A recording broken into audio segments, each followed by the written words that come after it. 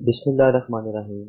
Dear students, process costing में हम question देखेंगे कास्ट ऑफ प्रोडक्शन रिपोर्ट का, जिसमें first department with normal loss होगा।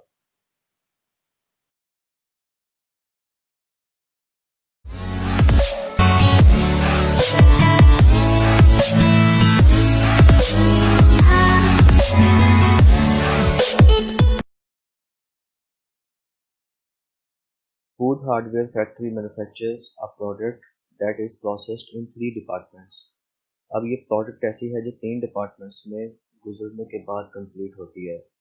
Data as to units processed in first department. अब हमारे पास जो डाटा गिवन है वो फर्स्ट डिपार्टमेंट का है during July 2020 are as under. तो सबसे पहले क्वेश्चन की हेडिंग लिखेंगे।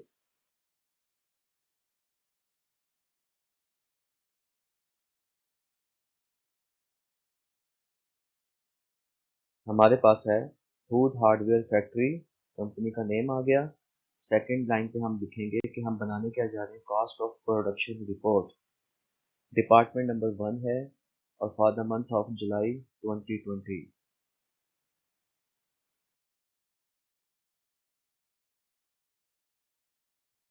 यूनिट्स की इंफॉर्मेशन गिवन है। 20,000 यूनिट्स हमने स्टार्ट किए थे, जिसमें से 18,500 यूनिट्स कंप्लीट हो गए हैं और हमने ट्रांसफ़र कर दी हैं डिपार्टमेंट नंबर 2 को। 1,000 यूनिट्स जो कि हाफ कंप्लीट हैं are in process at the end of the month. अब स्टूडेंट्स यहाँ पर हमें अलग अलग कंपोनेंट्स की कंप्लीशन स्टेज गिवन नहीं, तो with respect to material, labour and FOH इसको हाफ कंप्लीट ही समझा जाएगा।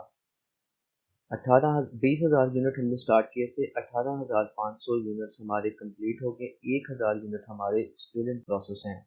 18,500 और 1,000 19,500 हमारे ये यूनिट्स बन गए, जबकि हिसाब देना है 20,000 यूनिट्स का।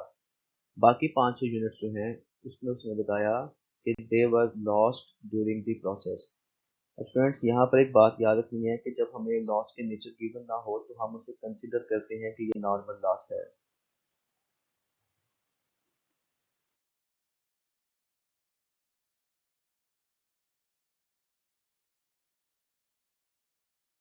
फर्स्ट शेड्यूल बनाए, क्वांटिटी शेड्यूल, जिसमें हमारे पास units received in process outer column में लिखती है 20,000, units completed and transfer to the next department 18,500 inner column में लिखती है।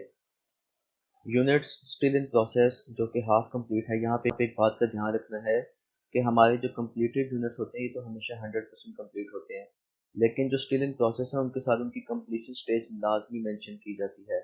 वो कितने यूनिट्स हैं? 1,000 यूनिट्स। और बाकी जो हैं units lost during the process, उसके साथ उसकी नेचर जरूर लिखनी है। जैसे यहाँ पे कंप्लीशन स्टेज लिखनी है, उसी तरीके से नेचर ऑफ लॉस जरूर लिखनी है। वो हमारे आगे 500 यूनिट्स, इन तमाम को जब हमने ऐड किया तो वो हमारे पास आ गए 20,000 यूनिट्स। तो यहाँ तक हमने अपने यूनिट्स का हिसाब दे दिया क्वांटिटी शेड्यूल में।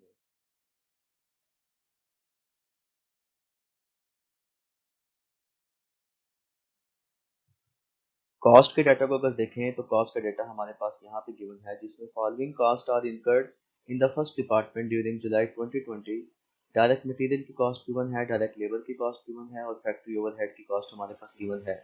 1,42,500, 85,500 और 57,000। इनको उनके रिस्पेक्टिव कॉस्ट में लिखेंगे। इसके अलावा हमारी कोई कॉस्ट इनकर नहीं हुई, ना ही हमारे पास पहले से कोई कॉस्ट मौजूद थी।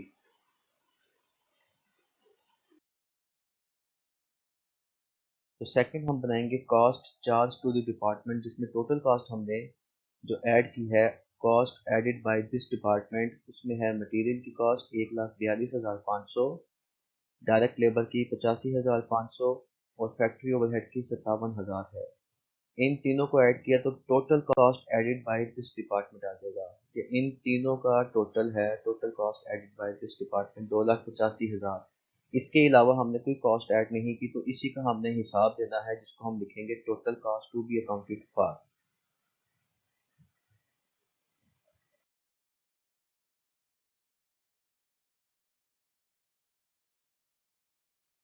अगला मरहला है हमारे पास वर्किंग्स का। वर्किंग में सबसे पहले हम इक्विवेलेंट प्रोडक्शन फाइंड करेंगे। इक्विवेलेंट प्रोडक्शन में हमारे पास कंप्लीटेड यूनिट्स होते हैं, plus equivalent production of work in process units. Material के हिसाब से हमारे कंप्लीटेड यूनिट से 18,500 और 1,000 यूनिट हमारे स्टिल इन प्रोसेस पड़े हुए हैं जो कि हाफ कंप्लीट हैं। 1,000 का हाफ किया तो 500 यूनिट। इट मीन्स कि ये 1000 units are equal to 500 units when we multiply this by half. तो ये हमारे पास टोटल आ गए 19,000 यूनिट इक्वलेंट प्रोडक्शन में। अब चूंकि लेबर और एफर्ट्स के हिसाब से भी उनकी कंप्लीशन स्टेज सेम थी तो वर्किंग हमारी तीनों की सेम होगी।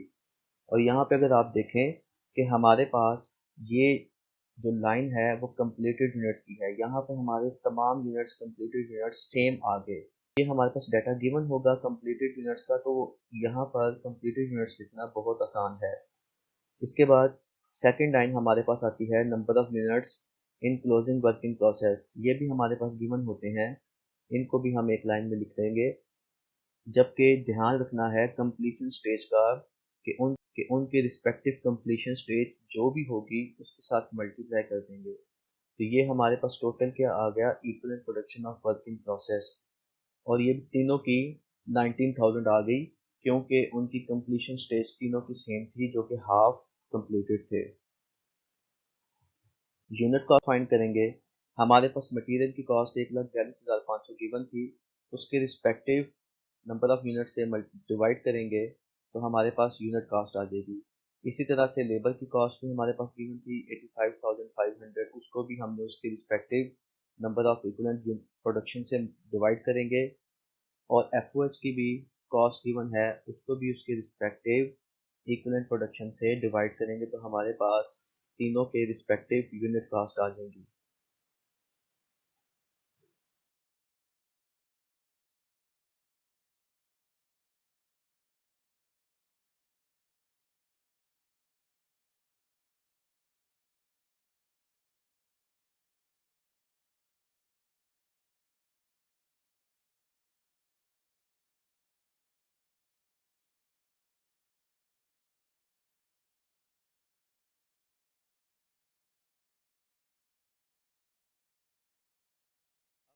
यूनिट कॉस्ट के कॉलम में उनके रिस्पेक्टिव यूनिट कॉस्ट लिखेंगे हम, जो कि है 7.5 फॉर मटेरियल, 4.5 फॉर लेबर और 3 फॉर एफओएच। इन तीनों को जब हम ऐड करेंगे तो total cost added by this department per unit आ गई 15।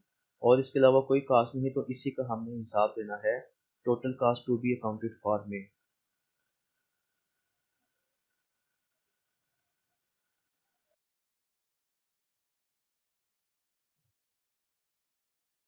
Cost to be accounted for as follows, जिसमें हम हिसाब देंगे कि हमने कितने यूनिट्स कंप्लीट किए और कितने हमारे पास स्टिल इन प्रोसेस में हैं। तो cost transfer to the next department 18,500 unit है, जिसको हम 15 से मल्टीप्लाई करेंगे तो 2,77,500 रुपया हमारी कंप्लीटेड यूनिट्स की कॉस्ट आ जाएगी। इसके बाद cost of unit still in process है, इनर कॉलम में उसकी कैलकुलेशन करने के बाद टोटल कॉस्ट फाइंड करेंगे और वर्किंग हम सारी की सारी वर्किंग से ही लेंगे, जिसमें आप देखो कि 1000 यूनिट्स हमारे हाफ कंप्लीट थे मल्टीप्लाई बाई यूनिट कास्ट। इसको मल्टीप्लाई किया तो 3,750। डायरेक्ट लेबर के लिए भी वर्किंग वहीं से आ रही है, 1000 multiply by half multiply by 4.5, ये हमने कैलकुलेट किया था अपनी वर्किंग में। एफओएच की भी 1000 यूनिट्स हैं क्लोजिंग वर्किंग प्रोसेस में जो कि हाफ कंप्लीट है और 3 उसकी यूनिट कास्ट थी। तो 7,500 की ये हमारे पास क्लोजिंग वर्किंग प्रोसेस की यूनिट्स आ गए। अब स्टूडेंट यहाँ पे क्वेश्चन ये रेज होता है कि जो 500 यूनिट हमारे नॉर्मल लॉस में चले गए थे ये कहाँ गए। स्टूडेंट हमने इक्विवेलेंट प्रोडक्शन में भी इनको इग्नोर कर दिया था और यूनिट कास्ट फाइंड करते हुए इनको इग्नोर किया। इग्नोर करने से क्या होगा कि हमारी जो यूनिट कास्ट है वो एडजस्ट हो जाती है। यूनिट कास्ट एडजस्ट होने से हमारी यूनिट कास्ट इंक्रीज हो गई हर रिस्पेक्टिव कंपोनेंट से, और जो हमारा हिसाब होगा वो हमारा कंप्लीट आएगा। तो जब नॉर्मल लॉस होता है तो उसकी कैलकुलेशन में हम इक्विवेलेंट प्रोडक्शन में उसको इग्नोर कर देते हैं, जिससे यूनिट कास्ट एडजस्ट हो जाती है। तो हमारे पास टोटल कॉस्ट अकाउंटेड फॉर 2,85,000। तो हमने यहाँ पर 2,85,000 रिसीव किया था, 2,85,000 का हमने हिसाब दे दिया, तो हमारी cost of production report complete हो गई।